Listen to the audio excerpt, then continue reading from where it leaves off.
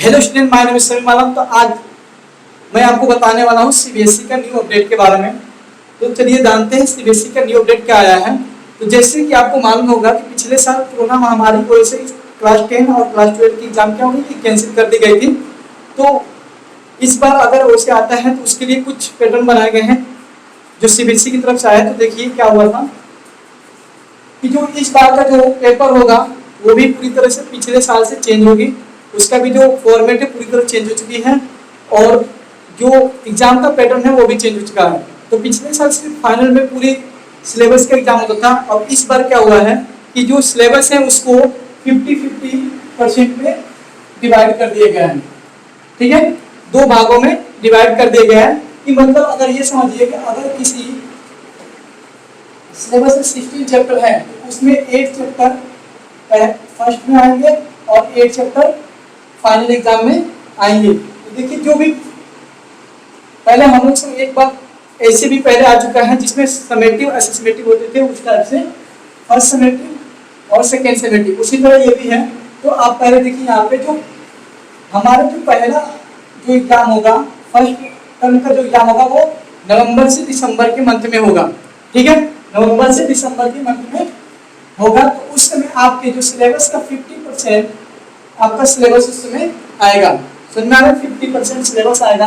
अब ये जो आएगा वो किस टाइप से आएगा, जैसे आप पहले एग्जाम दे चुके हैं उसमें क्या होता था कि आपको ऑब्जेक्टिव भी आते थे और रिटन भी आते थे। अब इसमें क्या होगा कि जो 50% जो सिलेबस होंगे, जो पहला जो पैटर्न का एग्जाम होगा वो पूरी तरह से ऑब्जेक्टिव होगा।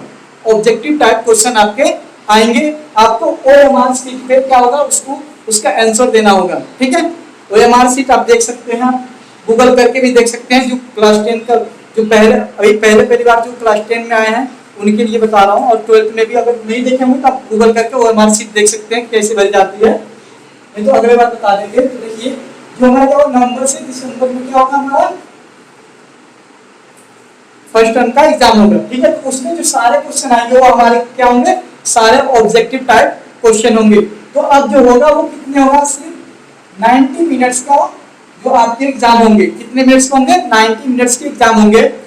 ठीक है, और जो फाइनल एग्जाम होगा वो हमारा होगा, वो भी 50% सिलेबस का होगा। जो आपका फर्स्ट टर्म में एग्जाम, फर्स्ट टर्म में जो सिलेबस आ चुके होंगे वो आपके सेकेंड टर्म में नहीं आएंगे। जो बच्चे को सिलेबस है 50% वो आएंगे। अब उस समय क्या होगा, फाइनल एग्जाम में वो होगा हमारा रिटन होगा। वो हमारे किस टाइप से होगा, वो रिटन होगा। जैसे आप पहले पेपर देते, पहला जो जैसे पहले आप पेपर देते आ चुके हैं स्कूल में जाकर, जो रिटन होती है उस टाइप से आपका ये एग्जाम होगा। समझ में, पूरी तरह से रिटन में एग्जाम होगा जिसमें आपके वेरी शॉर्ट और लॉन्ग टाइप क्वेश्चन आएंगे। समझ में। अब देखिए इस पे हम 3 केसेस दिए हैं। फर्स्ट केस में क्या होगा, नवंबर से जो दिसंबर जो एग्जाम होगा इसमें क्या है कि आपके 50% सिलेबस का क्या आएगा, ऑब्जेक्टिव टाइप आएगा। ठीक है, क्या आएगा, ऑब्जेक्टिव टाइप आएगा। वो भी हमारे 90 मिनट्स के अंदर से करना होगा। ठीक है, अब देखिए क्या होगा, और जो हमारा होगा मार्च और अप्रैल में ये हमारा होगा, ये 50% सिलेबस का होगा, ये हमारा रिटेन होगा। ठीक है, ये हमारा क्या होगा, रिटेन होगा। अब देखिए अगर इनकेस अगर नवंबर दिसंबर अगर कोरोना की केस बढ़ती जा रही है, कोरोना की केस बढ़ेगी, तो ये आपका जो 50% सिलेबस होगा ये आपको घर बैठे ऑनलाइन एग्जाम देनी होगी। समझ में आ रहा है, एक घर बैठे ऑनलाइन एग्जाम देनी होगी।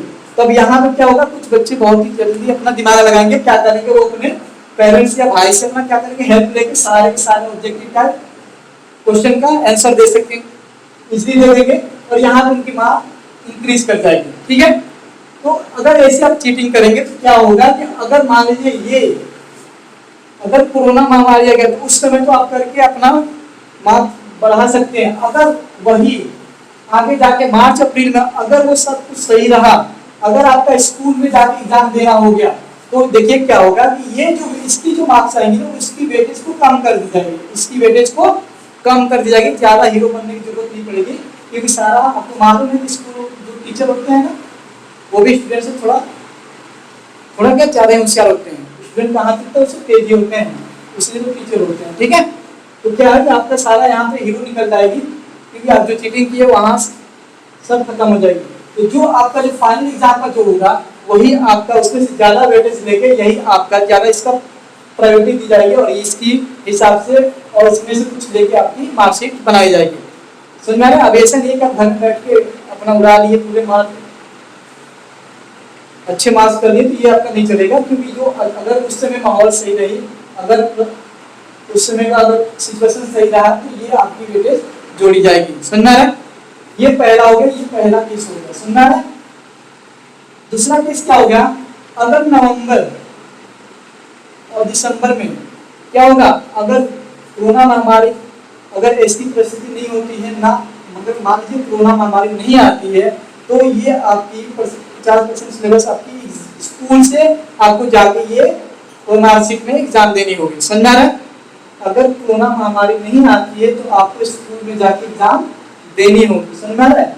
और अगर मान लीजिए मार्च और अप्रैल में अगर आ सकती है, अगर आ गई बाई चांस आ गई तो ये आपको घर बैठे ये आपको इसका एग्जाम आपको घर बैठे देनी पड़ेगी। और ये क्या होगा, तब इसकी वेटेज बढ़ा दी जाएगी और इसकी वेटेज कम कर दी जाएगी, क्योंकि जैसे इसकी वेटेज बढ़ा दी जाएगी और इसकी वेटेज कम कर दी, क्योंकि वो सीबीएसई और स्कूल को भी मालूम है कि स्टूडेंट घर पे रहेगा तो जरूर चीट करेगा ही करेगा। इसकी वजह से वो क्या करेगी, जो अपने अंडर में जो एग्जाम ली होगी उसी की प्रायोरिटी उसी के मार्क्स के हिसाब से आपकी जो रिजल्ट है उसको बना दी जाएगी। इसमें से दी जाएगी बट कम वेटेज दी जाएगी, इसमें ज्यादा वेटेज दी जाएगी।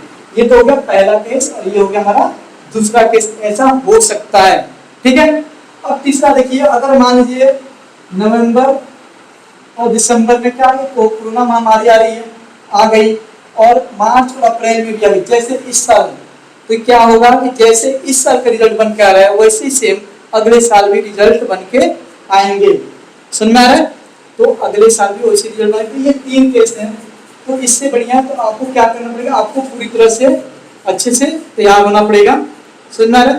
तो आपको क्या करना है, ये सब के चक्कर में नहीं पड़ना है और ना ही इसके लिए प्रेयर करना है कोरोना आ जाए, क्योंकि आपके एग्जाम के चलते बहुत लोगों का नुकसान भी हो सकता है। ये सब प्रे ना करें, अपना मेहनत करें और उससे नंबर लाएं। इतने साल कोरोना के बहाने आप आगे बढ़ते रहेंगे। ठीक है, तो आप इस तरह से अपना सिलेबस को तैयार करें। तो अब देखिए आप क्या है कि अगर अभी न्यू एक बुक लॉन्च हुई है, जो आप क्या कर सकते हैं, आप जाकर फ्लिपकार्ट से ले सकते हैं। वहां पे क्या है कि जो पिछले 10 साल जितने भी ऑब्जेक्टिव टाइप क्वेश्चन आए हैं